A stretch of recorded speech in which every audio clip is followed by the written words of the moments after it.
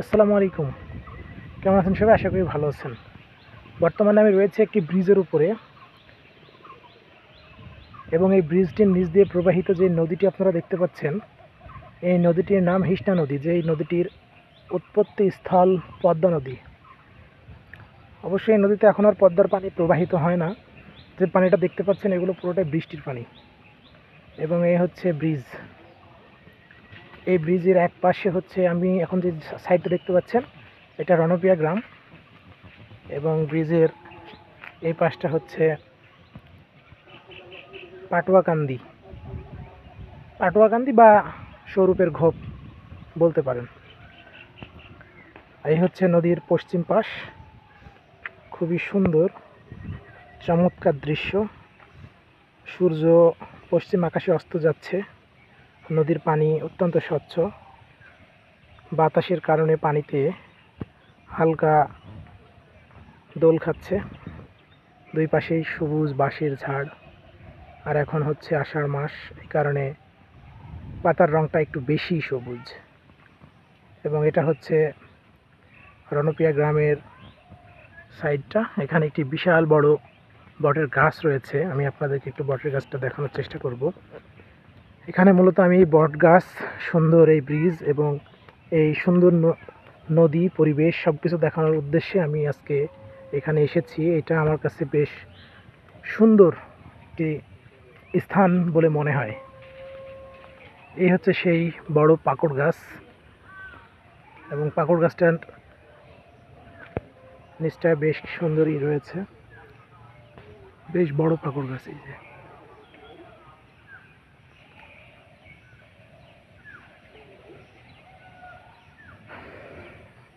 এই যে এটা হচ্ছে রণপিয়া গ্রাম এবং ঠিক তার অপর পাশটা হচ্ছে পাটুয়াকান্দি বা স্বরূপের ঘোপ গ্রাম।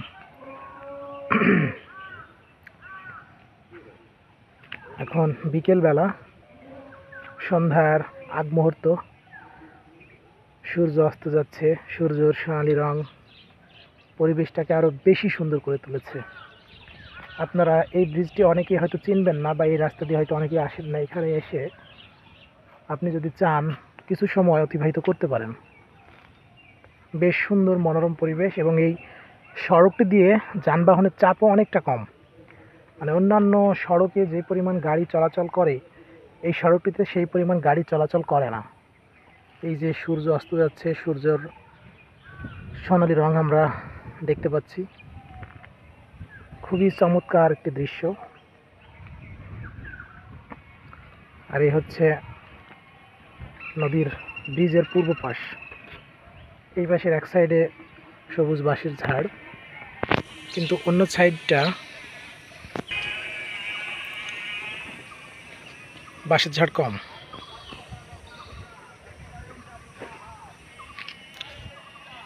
এইমাত্র একটি পাখি ভ্যান চলে গেল।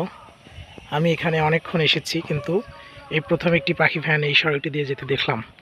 তো যাই হোক, আমাদের ভিডিওটি কেমন লেগেছে এবং এই ব্রিজে আপনারা কে কে এসেছেন এর আগে, সেটা অবশ্যই জানাবেন। আর যারা আসেন নাই তারা অবশ্যই আসবেন, এখানে এসে একটু ঘুরে যাবেন, সময় অতিবাহিত করে যাবেন। তো সবাই ভালো থাকবেন। আর আমাদের পেজটিতে ফলো না দিয়ে রাখলে অবশ্যই ফলো দিয়ে রাখবেন। আমরা কুষ্টিয়ার বিভিন্ন স্থান, বিভিন্ন সুন্দর সুন্দর জায়গা সম্পর্কে ভিডিও করে আপনাদের সামনে উপস্থাপনা করে থাকি। তো সবাই ভালো থাকবেন, পাশেই থাকবেন। আসসালামু আলাইকুম, আল্লাহ হাফেজ।